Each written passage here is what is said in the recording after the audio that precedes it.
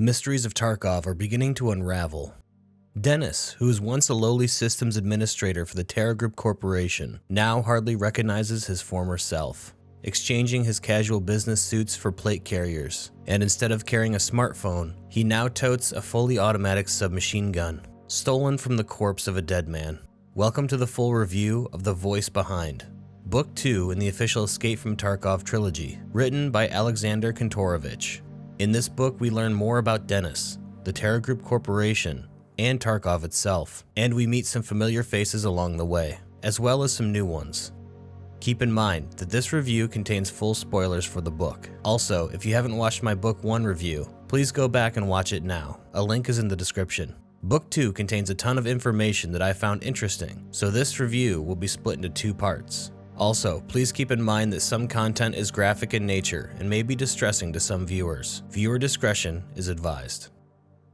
The Voice Behind starts with Denis, who is now building a hideout that is somewhat similar to the ones we use in-game. He has rigged up a solar power array to some rechargeable batteries so that he can use a laptop. Now very much aware of the dangers that surround him in Tarkov City, he has fortified the perimeter and entrances of his hideout with all sorts of booby traps. He visits with the original shopkeeper, named Ogrizko, who tells Denis that he has a customer wanting a job done. This customer is an arms dealer, and the therapist has apparently stolen or somehow cheated him out of some very rare and expensive medical items or drugs. If Denis, or the Predator, can recover it or find out more about the situation, both he and the dealer will be awarded a considerable amount of grenades and ammunition.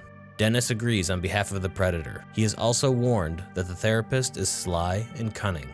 Denis travels to wherever Therapist's main base of operations is. It is a relatively fortified building with derelict cars used as barriers for the main entrance. Denis decides to watch and observe the building for some time by hiding inside of an electrical transformer building nearby. He learns in detail how Therapist conducts her business. She keeps a relatively low inventory of food or medicine at her location, then dispatches various groups of henchmen to different warehouses or cache locations to restock. If her place were to be raided or a single cache or warehouse lost, they wouldn't lose everything. Denis thinks to himself that this is smart. After monitoring the habits of Therapist's runners, he monitors one that is obviously visiting one of these nearby caches that might hold what he was paid to find. But after watching the runner disable some kind of complex minefield or grenade booby trap system, he decides that it's best to simply return back to his primary hideout and either hire some scavs to figure out how to get inside the place or just report his findings. While trying to leave the area, a group of scavs is carrying some improvised stretchers that are loaded with something heavy. Denis hides nearby, and just as they are about to pass, one trips and bottles of vodka fall out from underneath the tarp covering the stretchers and smash all over the ground. The guard instructs the men to discard the broken bottles in the trash heap that Denis is hiding in, and once discovered, Denis preemptively shoots and kills the guard of the group. He recognizes one of the scavs as Andre, a member of the original work crew that Denis was forced into at the onset of the Tarkov crisis. Denis promises them food if they simply leave in peace, and they seem happy with the arrangement. But as Denis is distributing the food and somewhat distracted, someone knocks him out. Denis awakens to find himself back at the headquarters of the original work crew he was forced into, led by a man named Makar. Makar's operation has evolved significantly since the onset of the violence in Tarkov. Instead of it being a ragtag band of criminals with knives and bats, they are now a fully equipped criminal gang that number over 100, with assault rifles and a massive cache of supplies. Truly a force to be reckoned with. They beat Denis for some time. Then Makar promises to release Denis alive if he agrees to tell them the location of his stash, so that they can take all of his belongings. Denis doesn't reveal his actual main hideout, but rather the transformer station he camped out in for several days to observe Therapist. Makar sends his men to gather what was in Denis's alternate hideout, and although he isn't very impressed with the sawed-off shotgun, a pistol, and a few cans of food, he tells him that he is a man of his word and will release Denis. But before he does, Denis needs to pay for killing one of his men when he escaped in the first book, and to pay for this, he has to become their dog. As Denis comes to find out, this punishment is a unique form of torture, where Denis is chained to an overhead metal cable and can only travel a very small distance. He must always walk on all fours, and he cannot speak. If anyone comes near Makar's camp, he is to bark like a dog. Any of Makar's men can come over and kick him whenever they feel like, and he's only fed scraps and canned dog food whenever someone actually remembers to feed him. Makar keeps several women around, dressed very provocatively. Denis assumes that they are either forced or willing prostitutes. One night they pass by Denis, still enduring his dog punishment, and mock him. Denis hasn't had water in 2 days now, and he recognizes one woman and pleads for her to give him something to drink. Denis reminds her that they once dated, and she either refuses to admit that she recognizes him or actually doesn't recognize him. She jokes that she needs to relieve herself, and maybe that will give him something to drink.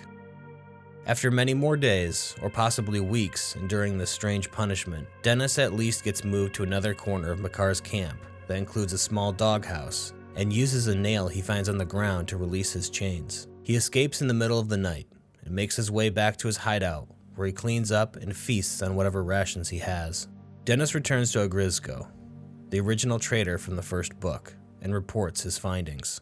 He is awarded all kinds of supplies and fresh gear. As he is about to leave, one of the trader's guards, who goes by Sledgehammer, takes Denis aside and offers him a unique gun as a reward. The gun is an SVU-AS, or basically a suppressed bullpup SVD. It has a special scope that can calculate bullet drop with a laser rangefinder, and he remarks that it needs special ammunition that can be sourced from none other than Prapor. And then, as they converse, it dawns on Denis that Prapor is the one who took out the contract against Therapist. As they discuss the rifle further, Sledgehammer remarks that the suppressor and trigger were highly customized, and that kind of work could only be done by the mechanic. Denis returns to the part of the city where Makar was operating, and observes the sets of apartment buildings he is planning to strip of their valuables with his loot slaves, or now called Ripper teams. During the night, he sets up several grenade booby traps, and twice is successful in killing and wounding several members of these teams. Then, Makar's source of water unexpectedly runs out when reliably flowing water faucets cease working. Finding a new source some distance away, he instructs his Ripper teams to fill massive containers to bring back to their base. But upon the return trip, Denis starts to harass them with his new sniper rifle from long range, and ends up killing and wounding many more. After some time, Makar sends out one of his men with a white flag to attempt to parley with whomever is shooting at them. Denis hides nearby, and when the man with the flag gets near, he orders him to stop. Denis tells the man that the Predator has put a hit out on Makar and anyone with him for humiliating him with the dog punishment, and instructs him to go back to his base with the old dog collar they forced him to wear, instructing them to abandon their base, but to leave Makar chained up with the dog collar, just as Denis was.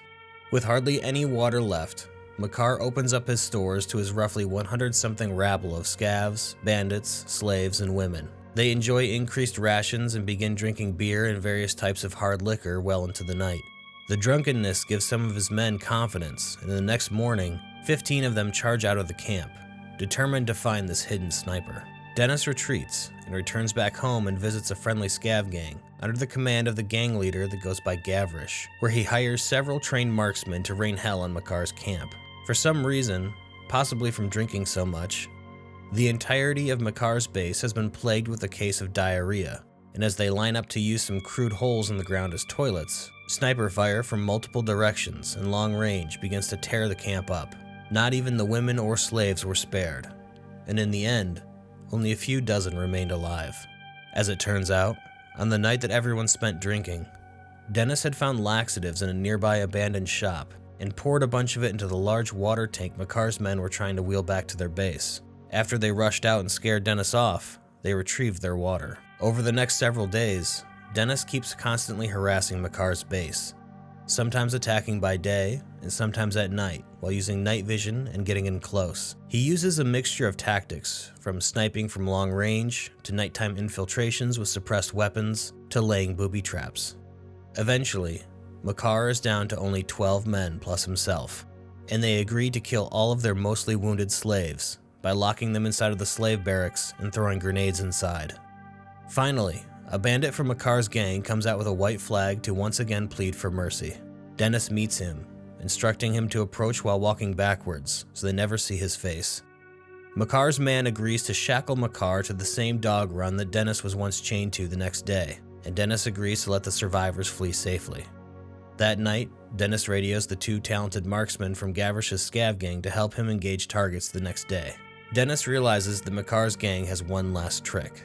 They will loosely tie him to the dog run with a weapon nearby, and a few men will also stay behind so that when Denis comes to mock Makar before killing him, they will spring the trap.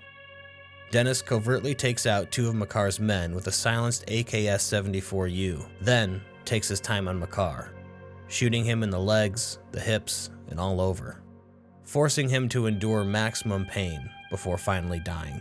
Meanwhile, the rest of Makar's group is on their way out of the base when the scavs Denis hired previously lay waste to the entire group, including the women, with sniper fire, machine gun fire, and grenades. In the end, Makar's entire gang is completely wiped out. To be continued.